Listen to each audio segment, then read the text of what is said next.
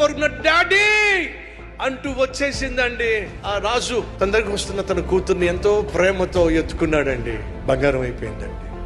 తన చేతుల్లో ఉన్నటువంటి తన ప్రియమైన కూతురు బంగారంగా మారిపోతే చూసి కళ్ళల్లో నుంచి కన్నీళ్ళు వస్తున్నాయండి. చిచ్చే, ఎంత పనికిమాలో నేను. ఈ లోపల భార్య వస్తుంది, ఎవండి అంటూ వస్తుంది. ఇప్పుడు ఆ రాజు పరిగెడుతున్నాడు, దగ్గరికి రావద్దు, దగ్గరికి రావద్దు, దగ్గర రావద్దు. అదేమిటండి నన్ను దగ్గర రావద్దు అని చెప్పంటారు.